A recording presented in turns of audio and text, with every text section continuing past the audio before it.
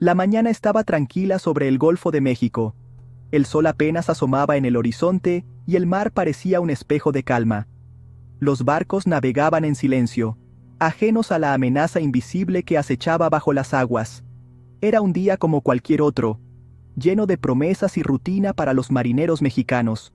Pero esa paz se rompió de repente, hasta que el desastre golpeó con una fuerza devastadora. El 13 de mayo de 1942, un submarino alemán emergió de las profundidades y torpedeó el buque petrolero Potrero del Llano, que transportaba vital petróleo mexicano. El ataque fue rápido y letal, dejando a la tripulación sin tiempo para reaccionar. Las llamas se elevaron hacia el cielo, tiñendo el aire de negro, y el mar se volvió oscuro por el petróleo derramado. El olor a combustible y humo llenó el ambiente, mientras el fuego consumía todo a su paso. Marineros mexicanos lucharon desesperadamente por sus vidas, lanzándose al agua y buscando refugio en balsas improvisadas.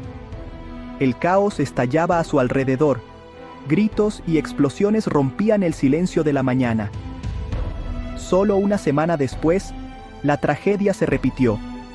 Otro barco, el Faja de Oro, fue atacado de la misma manera brutal. La noticia se esparció rápidamente y la nación quedó atónita, incapaz de creer que la guerra había llegado tan cerca de casa. Estos no eran solo titulares en los periódicos, eran un golpe directo al honor y la soberanía de México. Las familias lloraban a sus seres queridos y el país entero sentía la herida abierta. La indignación se extendió como un incendio por todo el país. Ciudadanos de todas las edades salieron a las calles, exigiendo justicia y una respuesta firme del gobierno. En los pasillos del poder, los líderes mexicanos debatían intensamente. ¿Debería México guardar silencio ante la agresión o contraatacar y defender su dignidad? La respuesta llegó rápidamente y con determinación. México se uniría a los aliados en la Segunda Guerra Mundial, marcando un antes y un después en su historia.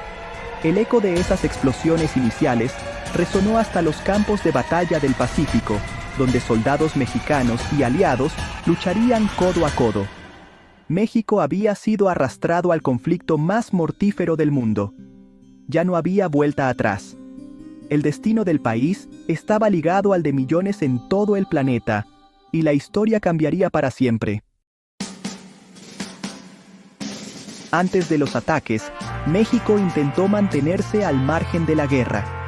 El país, marcado por su historia de conflictos internos y externos, buscaba evitar involucrarse en una lucha que parecía lejana. Los líderes mexicanos debatían intensamente sobre los riesgos y beneficios de la neutralidad, mientras la población observaba con incertidumbre el desarrollo de la guerra en Europa y Asia. Pero después de la pérdida de sus barcos, la neutralidad ya no era una opción. Los ataques a los petroleros mexicanos, que transportaban recursos vitales, causaron indignación nacional. La noticia de los hundimientos se difundió rápidamente, generando un sentimiento de vulnerabilidad y la necesidad de tomar una postura firme ante la agresión.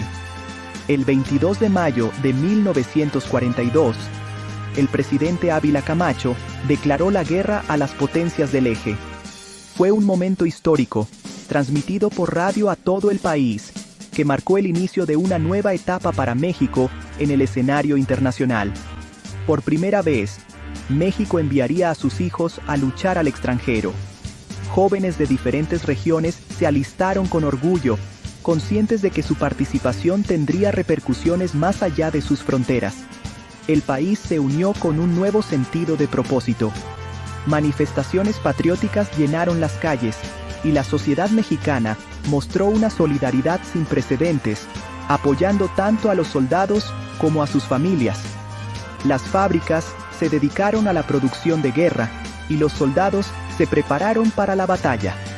La economía nacional se transformó, adaptándose a las exigencias del conflicto global, mientras los entrenamientos militares se intensificaban día tras día. El patriotismo se disparó mientras las familias se despedían con dificultad. Las estaciones de tren se llenaron de lágrimas y abrazos, y el sacrificio de quienes partían era reconocido por toda la nación. La lucha de México no era solo por venganza, era por defender la libertad. El compromiso era claro: contribuir a la defensa de los valores democráticos y la paz mundial, hombro a hombro con los aliados. El viaje del Escuadrón 201 estaba a punto de comenzar. Estos valientes aviadores representarían el espíritu y la determinación de todo un país, listos para escribir un nuevo capítulo en la historia de México y del mundo. Con la guerra declarada, el mundo entero se encontraba en un estado de incertidumbre y tensión. Las noticias llegaban a México a través de periódicos y radios, llenando de preocupación a las familias y despertando un sentido de deber nacional. México necesitaba una fuerza de combate capaz de representar al país en el conflicto global. El llamado a las armas resonó en cada rincón del país, invitando a los valientes a unirse a la causa. La Fuerza Aérea llamó a voluntarios.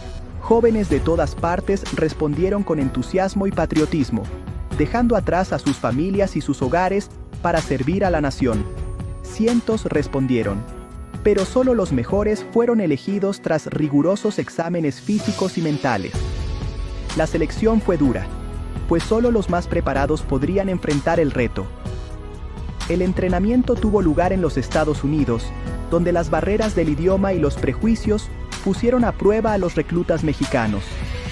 Era un ambiente desconocido, lejos de casa y rodeados de nuevas costumbres. Muchos batallaron con el inglés, dedicando largas horas a estudiar y practicar para poder entender las órdenes y los manuales técnicos. Además, enfrentaron el escepticismo de los soldados estadounidenses, quienes dudaban de sus capacidades y los observaban con recelo al principio. Pero los mexicanos trabajaron más duro que nunca, decididos a demostrar su valía y a ganarse el respeto de sus compañeros y superiores. Dominaron los complejos controles del P-47 Thunderbolt, superando cada obstáculo técnico y físico que se les presentó durante el entrenamiento. Después de meses de entrenamiento agotador, el Escuadrón 201 estaba finalmente listo para la acción, orgullosos de su transformación y de su unidad. Habían conquistado el idioma, la distancia y la duda, forjando lazos de hermandad y confianza que los acompañarían en el campo de batalla. Ahora, llevarían las esperanzas y el orgullo de México a la batalla, listos para escribir su propio capítulo en la historia mundial. El Escuadrón 201 era más que un escuadrón, era una hermandad. Pilotos como Radamés Gaxiola, Reinaldo Pérez Gallardo y Fausto Vega Santander se convirtieron en leyendas. Venían de todo México, unidos por el deber y la amistad. Sus P-47 Thunderbolt, decorados con símbolos mexicanos, se convirtieron en su orgullo. Detrás de la valentía, cada piloto enfrentó momentos de duda y anhelo por su hogar. Las cartas de sus seres queridos les recordaban por qué estaban luchando. Pero cuando llegó la llamada, nunca dudaron.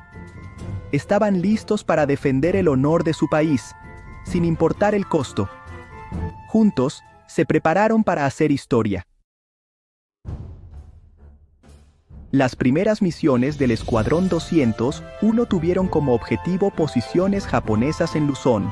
Volando bajo sobre selvas y arrozales, desafiaron el fuego antiaéreo y los cazas enemigos. Cada misión puso a prueba su valor y habilidad. Los mexicanos destruyeron puentes, depósitos de suministros y vehículos enemigos, ayudando al avance de las tropas aliadas. El clima era a menudo tan peligroso como el enemigo, pero volaron de todos modos. Su reputación como los águilas aztecas creció con cada salida. Por primera vez, la bandera mexicana ondeó en combate sobre cielos extranjeros. Su valentía se convirtió en un símbolo de esperanza y unidad. La victoria tuvo un costo. 5 pilotos se perdieron en Filipinas: Fausto Vega Santander, Florencio Frías, José Espinosa Fuentes, Mario López Portillo y Héctor Espinosa Galván lo dieron todo. Cada pérdida fue un duro golpe para el escuadrón, pero los sobrevivientes honraron su memoria volando con aún más determinación. Las cartas a casa llevaban palabras de consuelo y orgullo. Los caídos vivieron en las historias y en el coraje de sus amigos. Para las familias en casa, el dolor se mezclaba con el orgullo. Su sacrificio nunca sería olvidado. La guerra terminó en agosto de 1945 y el Escuadrón 201 regresó a casa. Multitudes se alinearon en los puertos, ondeando banderas y vitoreando a sus héroes. La Ciudad de México estalló en celebración, confeti, música y lágrimas de alegría. Los pilotos marcharon por la ciudad, honrados por el presidente Ávila Camacho. Se otorgaron medallas, pero la mayor recompensa fue el amor de su país.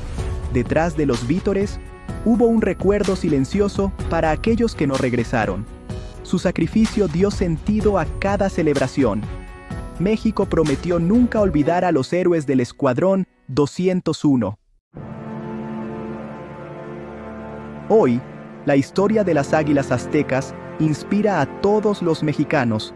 El Escuadrón 201 demostró que México podía estar a la altura de las naciones. Su coraje y sacrificio son lecciones para cada generación. Su legado vive en museos, escuelas y corazones en todo el país. Estatuas y ceremonias honran sus logros. Nos recuerdan que la libertad debe ser defendida por los valientes. El espíritu de las Águilas Aztecas vive en cada corazón mexicano.